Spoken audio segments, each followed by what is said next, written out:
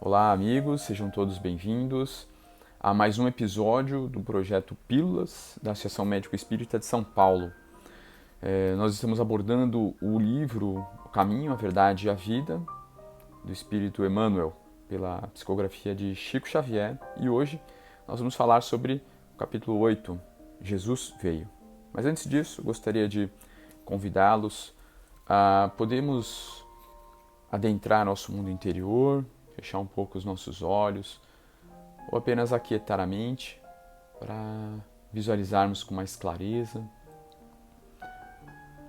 o nosso agradecimento por estas sábias palavras que chegam até nós, essas migalhas que podem nutrir nosso coração e a nossa alma,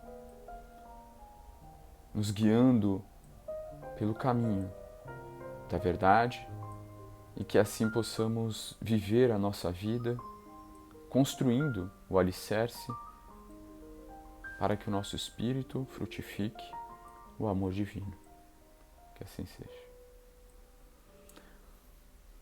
Jesus veio, mas aniquilou-se a si mesmo, tomando a forma de servo, fazendo-se semelhante aos homens. Paulo, isso está descrito em Filipenses, capítulo 2, versículo 7. Vamos lá. Muitos discípulos falam de extremas dificuldades por estabelecer boas obras nos serviços de confraternização evangélica, alegando o estado infeliz de ignorância em que se compraz imensa porcentagem de criaturas da terra. Entretanto, tais reclamações não são justas.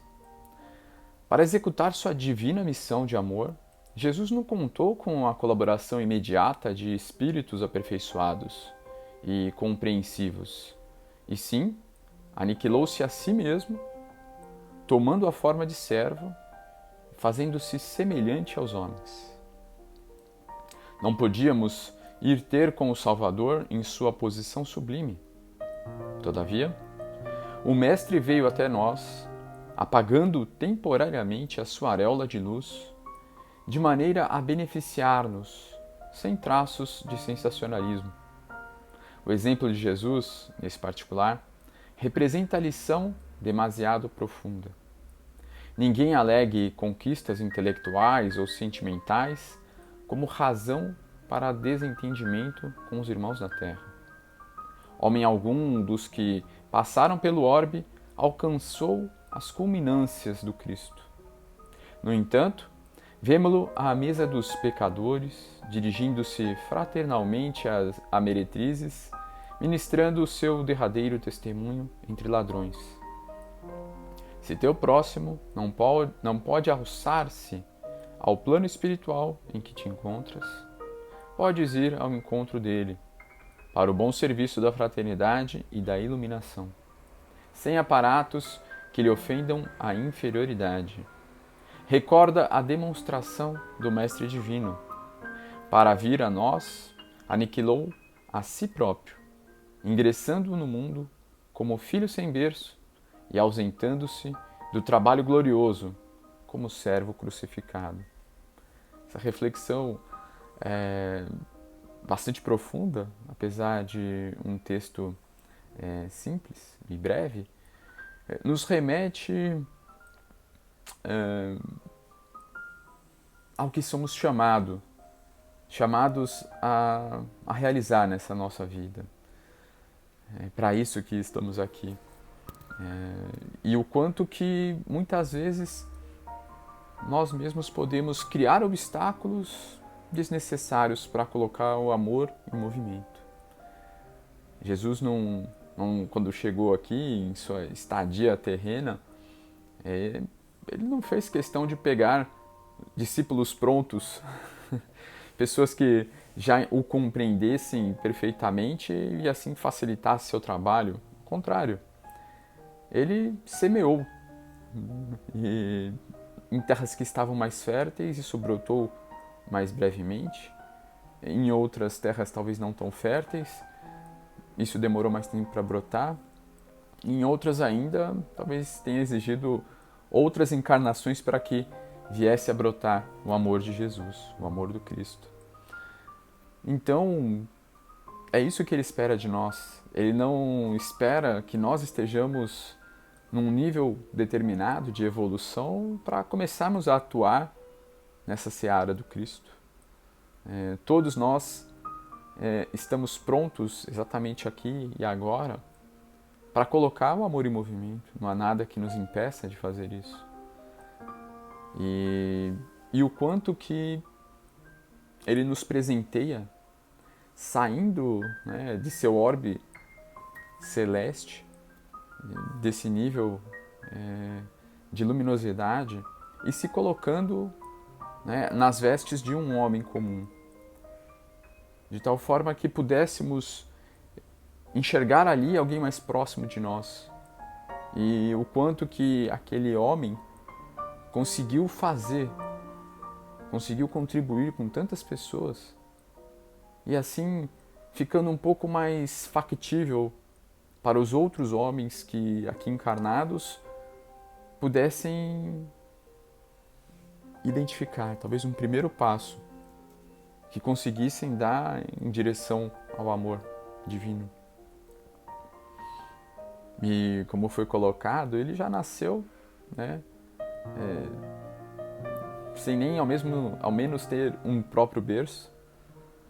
E também ele não fez a mínima questão de ser reconhecido pelos seus méritos. Ao contrário, ele morreu na cruz sem nenhum sensacionalismo pelos feitos que havia realizado, mas sim guiado pela sua humildade, pelo seu desejo de servir. E foi assim que ele concluiu a sua vida, como um servidor crucificado.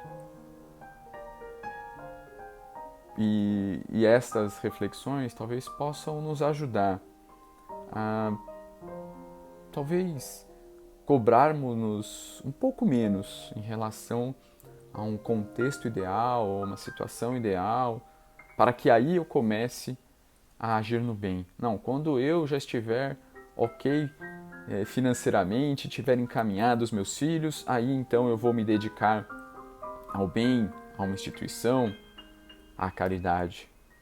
Por que não começar agora?